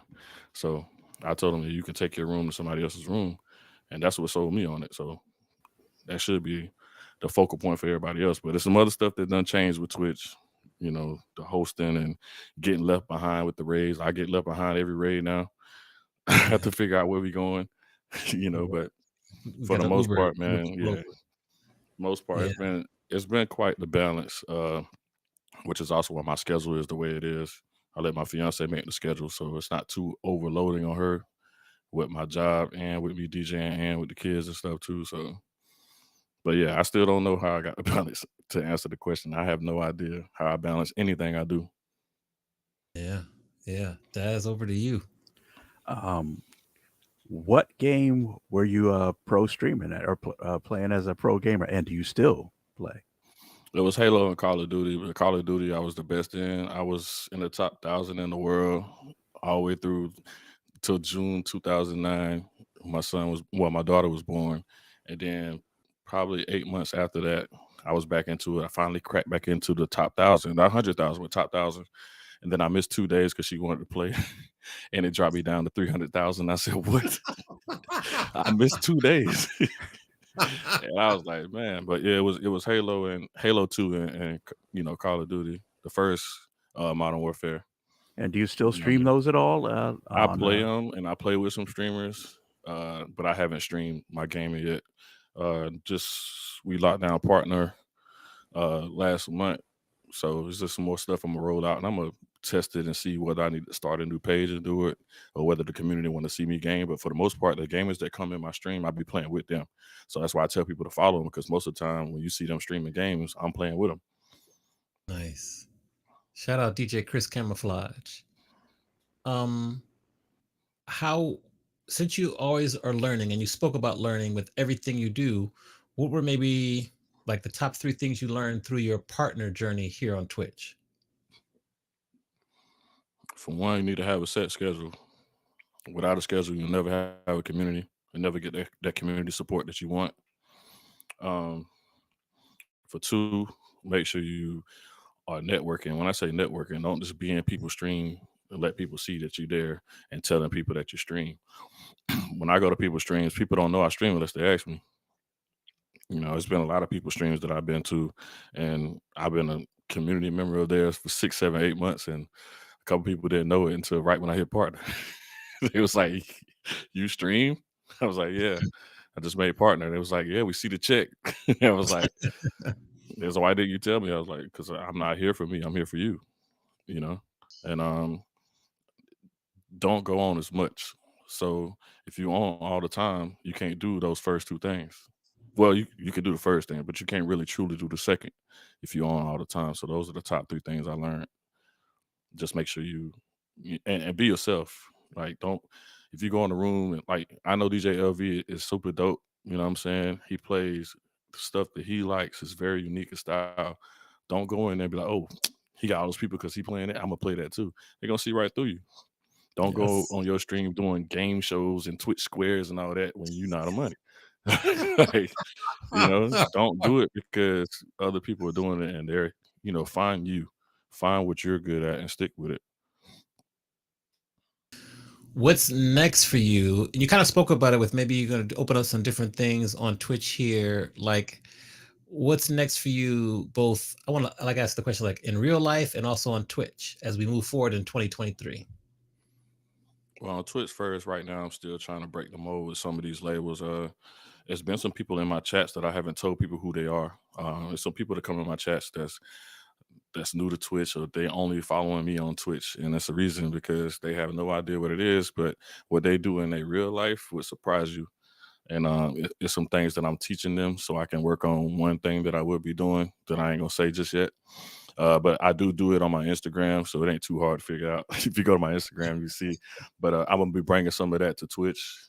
Also, still, like I say, helping other people. As far as in real life, um, still mastering this programming thing. Like I said, hopefully, I get some other programming gigs in some other markets, which these two stations are in two separate markets, and I think it'd be pretty good to be on my resume. But I'm learning under the guy who just got inducted today into a Hall of Fame in radio, Black radio. So, I'm just learning as Nice. much as I can from him, just like I did my boss before that who died, who was in Hall of Fame as well. So I had two of the top African American program directors in the nation to learn under, and I still got a lot to learn. Okay. Shout out the pregame show. So I got to tell you, Kurt, maybe you can thanks. give you some advice. I'm gonna give you some. I'm gonna ask you for some advice. Like one of my dreams in life is and I think you're old enough to remember back in the day I grew up, it was the Quiet Storm, WHUR and DC, Melvin Lindsay, slow jams and dedications. Like that is my dream to do that on radio. What advice do you have for me to make this a reality? Um, Stay in tune to the program directors and stuff in your market. All right. Radio is getting fizzled out. So first off, if you don't have any local home radio station in your market, you can pretty much forget about it. It's not their fault. It's just like we said, those three in play. They especially the pandemic hurt a lot of that. They cut a lot of staff, and I'm talking about like 78% cut, Mm, like in the whole company, not just in your own area. That's across the nation. So it's hard to get on if you're not already on or not know anybody. So that's why the main thing is to try to get to know these people. You'll never know. Some of these people be right at the radio, man, be right at the grocery store with you all the time. You see them all the time. You just never knew who they were. If you look them up on the website, go to the station website, you can see who they look like, see their pictures, and if you know them, reach out to them and stay in tune. But if you don't know them, it's pretty much a long shot, but it's not impossible. okay. But I'll that'll be take the that. best. That'll be the best way instead of going to the office. And I mean, unless you have a resume or you have a background in radio, and if you got that going for you, by all means. But that's still the slow route. The fast route is always going right through somebody. I got you. Okay. We'll continue that. Daz, over to you.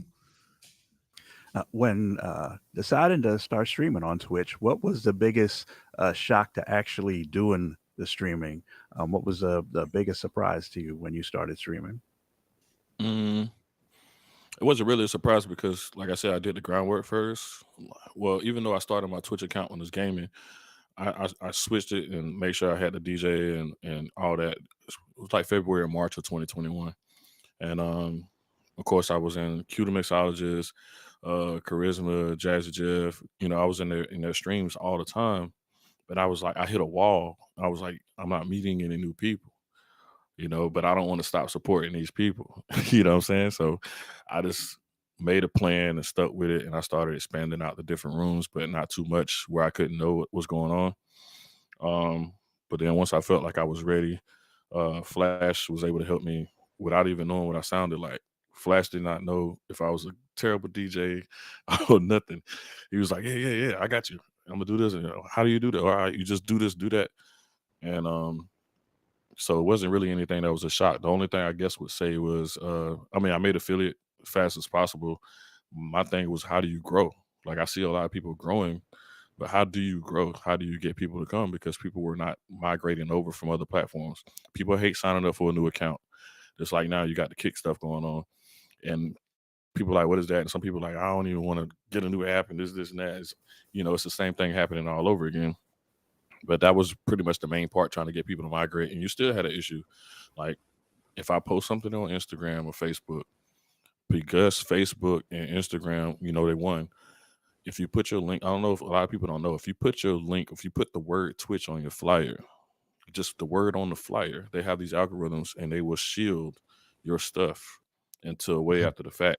So if you post in like at 8 o'clock in the morning that you're going live at noon and you got Twitch plastered all on it and you got your link, the URL and all that, they're going to suppress it. And then here it is, 9 p.m. You're starting to get engagements on it, but your stream is over. It's because they don't. How do you get around that? So what you can do is with the Instagram stories, for example, you can put up a post, just a video clip or whatnot, and you can attach the link and you can type whatever you want in the text bar. So what I do when I put mine up, you'll see the post, but it'll say tap here for link. It doesn't say the URL. It doesn't say Twitch. And I just say I'm live today from whatever time. Click the link.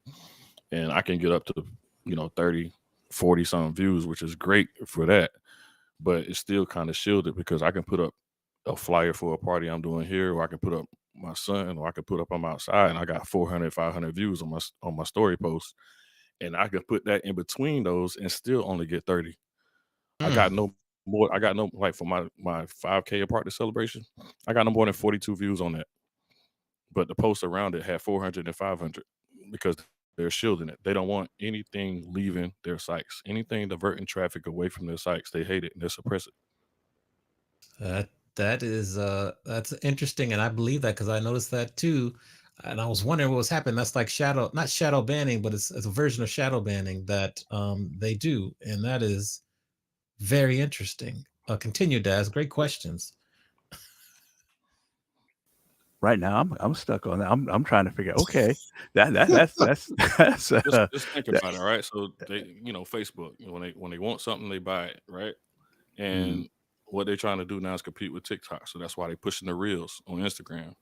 So they want you to do any and everything in their platform. That's why they got the metaverse and all that stuff going around too. They don't want you to leave. So if you put anything up telling your thousands of followers to leave to check you out somewhere, they're going to suppress it any way they can. And every year they come out with a new algorithm to try to combat what you got going on. At first, you should be able to put up a video and have the URL in the video.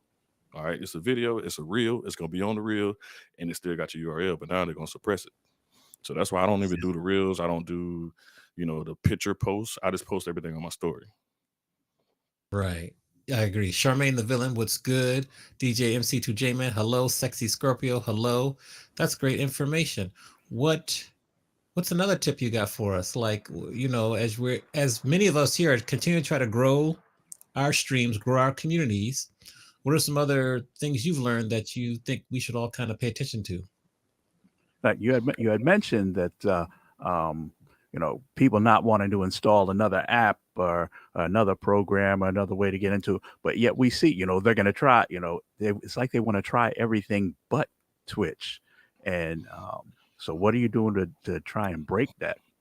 Well, you can't just break it. You just got to tell them just to give in because Twitch messed it up when you signed up. You got to have this complex. You got to have all those complex steps just to make an account. But you tell them they do that because of when you purchasing tips, if you're getting bits and stuff like that, they do that a way to kind of help from your account being hacked. So that's the kind of way I pitch it to them. Yeah, I got to do all this stuff to sign up. Yeah, you got to do all that because when you put in your card information, you don't want to be easy to access, right?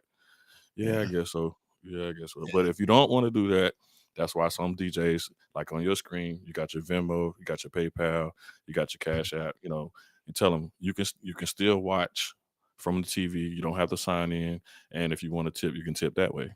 But when you see the chat doing what they do, and they see the hype trains, they be like, "How do I do that? How do I jump in that?" You got to make an account, But so that part of it, the migration, you got to blame Twitch for that. They got so many ways, so many hurdles and stuff you got to do just to sign up. So Yeah, it's hard to get around that. it But is. the thing is, once they watch it though, and they watch it enough, they sign up. Yeah, Like for they do. example, one person, like I said, I can't say the name, but I got some stuff on the wall. But it's a person from Epic Records has been tapping into my stream, and they signed up. He's like, I had to sign up, and they've been on my streams for the last 2 weeks. Okay. That's So interesting. it's So Tandy96, hello, welcome in. I'm gonna tell you something. Thank you for the follow. Let us know where you're tuning in from. What's your thought? We always hear in the background that the DMCA's come in, they're gonna start to like mute streams and do stuff live like they did Facebook and Instagram. What's your perspective on that? Since you kind of have a little inside connect with labels a little bit, what do you think in terms of that? they curious. Some of them are curious now, and they got some deals in place that they putting out. I know one of them made an announcement so they can prevent that, so that way they can actually keep it going. So just as long as everybody else get on board, but that's what I'm saying. It's like the people that I know, they're not in a certain position, but they have meetings with people in certain positions. So I just tell them to come by, and I don't tell people who they are when they're in my chat, but they be there. They're people from Epic, Atlantic, people from Capital, and people from SCMG. They be in my chats every day. I mean, every stream, Okay. learning. You mentioned it. Are you gonna sign up for Kick? What are your thoughts on that? Because I locked down my there's name yeah, yeah, because somebody took competition is my a good name thing. in Twitch, and I can't get it. So that's why I got the SC at the end. Mhm. And they took my name on TikTok too, which is crazy. But I don't know what's going on with that because I have everything linked like my Facebook, Instagram, all that link, except my TikTok. I didn't link it to anything.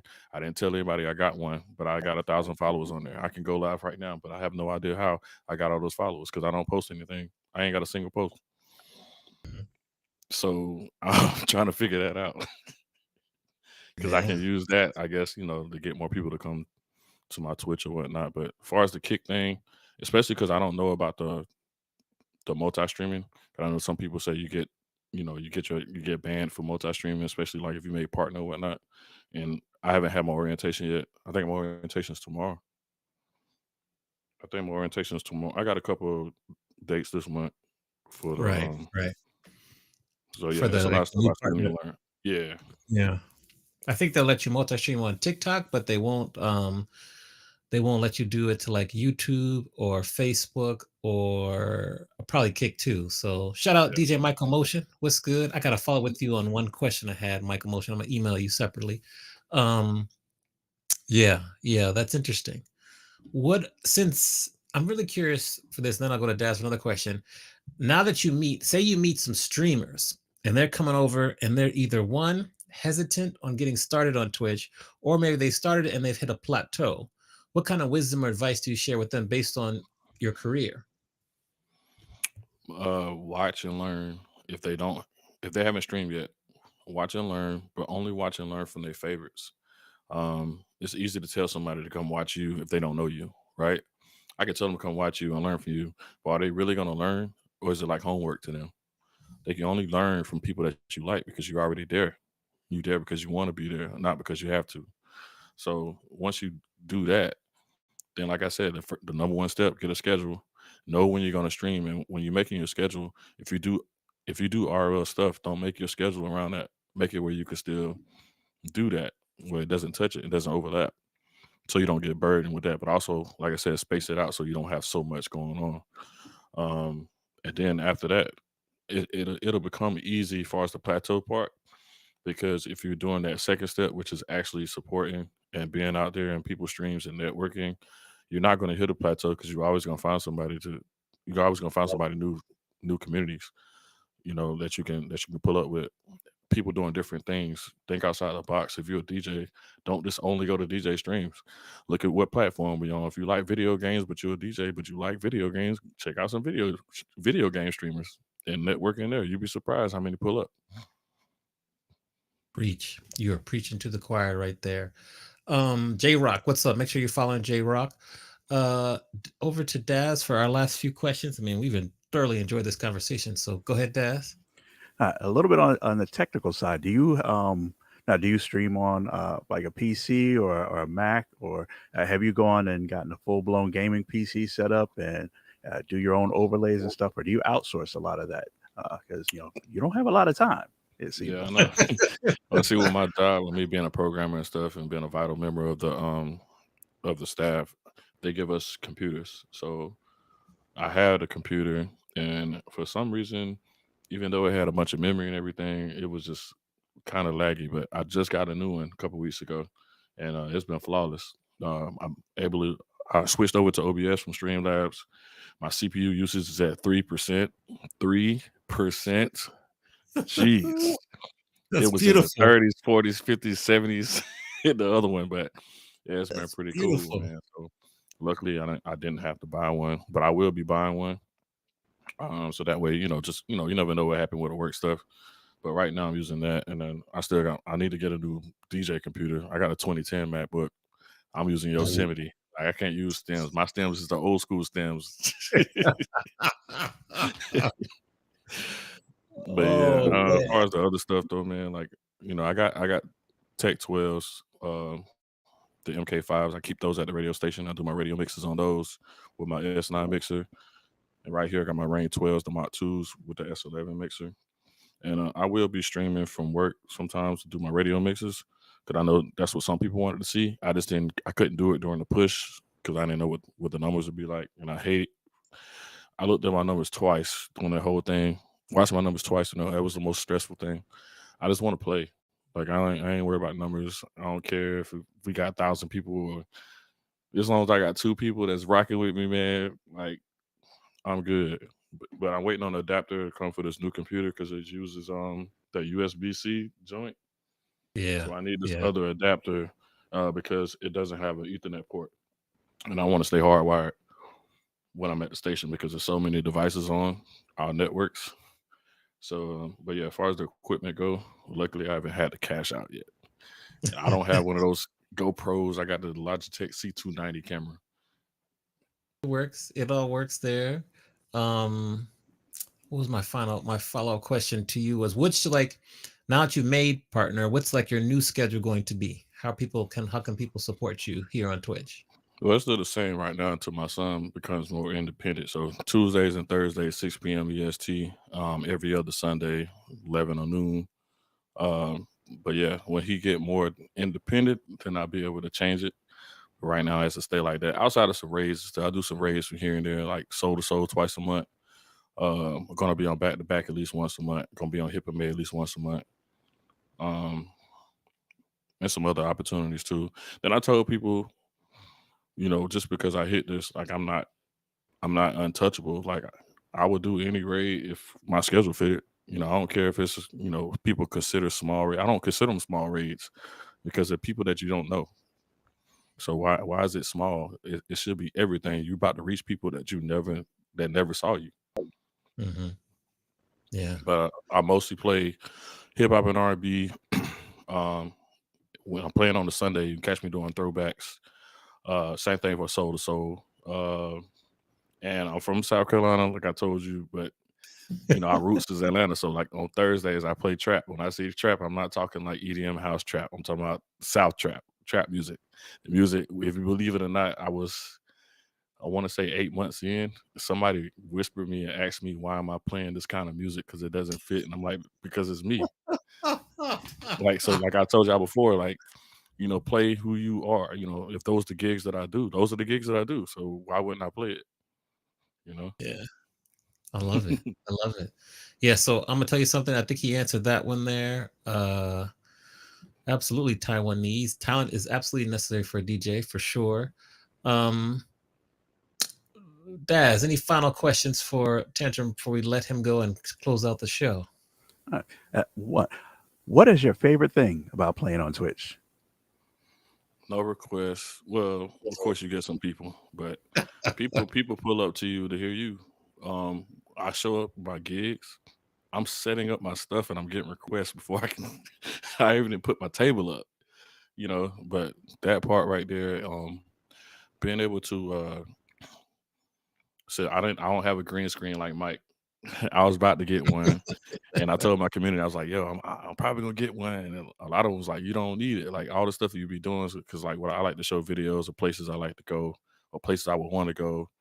Um, have some funny little interactions with Trigger Fire and stuff like that. Like that stuff you couldn't do on Instagram or Facebook.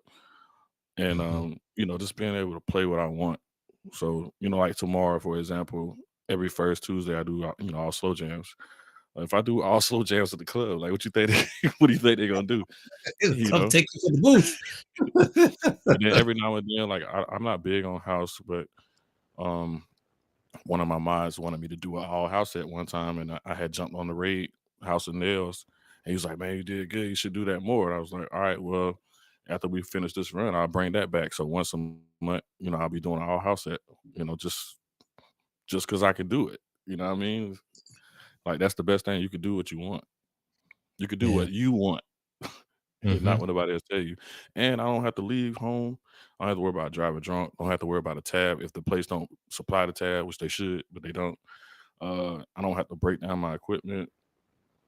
And yeah, all I gotta do is watch the baby cam. My son get up, then I gotta get off. Real life. I love it. My final question for you, I'm thinking about my students now. Like they want to get into the music industry, into radio. So if you were speaking to like students and giving them advice right as they're about to graduate from college, and they want to work in the music industry and in radio, what advice would you give them? Same thing I told you, stay in tune with the local radio stations around your area. If it's somebody that you know that you can talk to and see if they're willing to bring you in so you can watch and everything, that's the best and fastest way to get in versus having to supply a resume and go that whole route of, oh, I got a degree for this and this. They don't care. A lot of them say they do, but they really don't care, because what they'll do is put you in any little thing, like start off as an intern, or start off just writing stories for somebody to talk about on their break instead of letting you do it, you know. But if it's somebody you know, they might be more trusting to put you on the mic versus putting you behind the computer to type something up. Put you on the mic, see what you sound like, custom air checks, and then they'll give it to the right person. Like, listen, you hear this person? I want this person on my show, or they'll just put you on this show, period. And then that's how you get on. I There we think the go. first time I ever spoke on the mic, I think somebody had a morning show. Yeah. So somebody had a morning show, and they knew I would be up from getting in from my gigs. At the time, places didn't close till 4. I didn't get home till like 5 something, 6, and they'd be on at 6. And sometimes I call in drunk as hell, but I do like this little funny little voice. And he was like, just call in one time and do some of the stuff we be talking about. And that was the first time somebody heard me. And they was like, yo, who is this dude? And they invited me to the station. I got to see everything. And I was like, wow, like it's one thing to see it. I mean, one thing to hear it, but to see everything and see the production and how to put everything together, it's amazing. And you can open up somebody's mind if they actually see it. You know, a lot of people are visual learners, visual expressionists. They have to see something in order to really know how to open their mind and really execute their plan. But that's the best way to do it, because if you're sitting there trying to sit in a resume or a demo and all that stuff like that, it's gonna take forever. Yeah, agreed. Well, Is that Tantrum, llama tell you something? I'm gonna tell you something. Oh, That's what okay. I think that's what it is there. That's the screen name. They mentioned Thank you Greenville, for South Carolina. I'm from Greenville, South Carolina, so I just wanted to say that. I saw them mention that in the chat. yeah, no, for sure. Anyone else you want to shout out in the chat that's here to support you? Just shout out all the mods. You got a couple people that are mods and streamers in your chat too, so shout out to them. Shout out to everybody who streams. Shout out to everybody who support. Because I told somebody, you never know who somebody is in real life. So just because they're not big on Twitch or they're not a streamer or they don't have all these followers, they don't mean they're not nobody. So big ups to everybody who take their time and spend it on this platform, because they could be anywhere, but they're here. And you never, like I said, you never know what people are in the real world. So you got to appreciate them all. Yeah. Amen. Round of applause for Tantrum real quick here. Well done. We appreciate you, what you bring to the platform, also your hustle and your grind, and just the information you share with us. I'm going to have to talk to you a little bit off screen about my book there, because I'm sure you got some interesting information.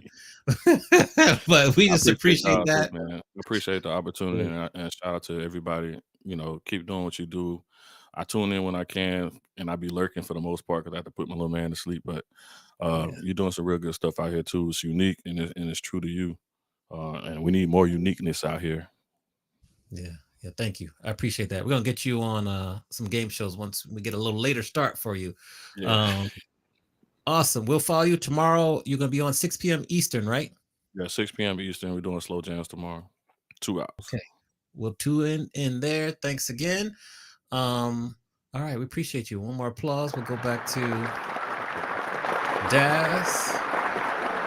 Daz, any final thoughts or words before we raid out?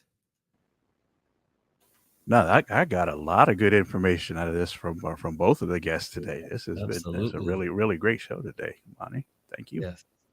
Agreed. No, thank you for being a great co-host. Thank you to our guests, DJ Mike Carbonell, DJ Tantrum. Appreciate all of them. Shout out to Misty Christie, Holly, Cece, Songbird, Alex, and London Michelle. Shout out to the Mod Squad. Appreciate you all.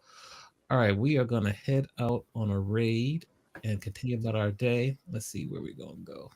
I think we're going to go. I try to find someone that's needs some more people here. Okay, we are going to go to, let's see here. Since he was on our show, we're going to go to the call is 06. Let's go right over to there. He came and dropped into our Twitch Squares with DJ C Sharp. So let's go over there. There's a raid message. Thank you. We appreciate you. So I think that's good there. Okay, awesome. Here we go. I will be back on Friday for the Not So Quiet Storm. Daz, when you streaming next? I am next on Friday night, 10 p.m. Eastern. I guess that's 7 p.m. West Coast time. Would have to get the full rundown from LV on them time zones, though. I don't know how to do the rest of the country. Yes, yes. Awesome. Great show today. We'll be back in April for more information on the first Monday of the month. We always do Twitch U. That seems to be a really good schedule for us. So that'll be great for us. Next week, we have the Music Maven. Let me think who we got here on the Music Maven next. We got Bounce DJ. We've got David C. Dennis. We've got Thug Shells. And I'm forgetting one more person there. I have to go look at my list and see who else we got. That is Music Maven. That is always fun on a Monday. Daz, when you going to be on Music Maven? I would freeze up. I can't do them game shows. I would freeze up. I am witty slowly. That's slow. I got slow information. I got a lot of information, but it takes me a lot of time to access it. LV, when you gonna be on Music Maven? We're waiting for you. We saving a spot. Let us know. What's up, SNS? Good to see you. Mike Carbonell, we want to see you. And once Tantrum gets a little bit more, the child gets a little bit more comfortable, we can then, do that. All right, we out. See you all soon. Hold on. All right, so let me stop streaming here. We did that there. Call us 06. Awesome. Okay, there we go.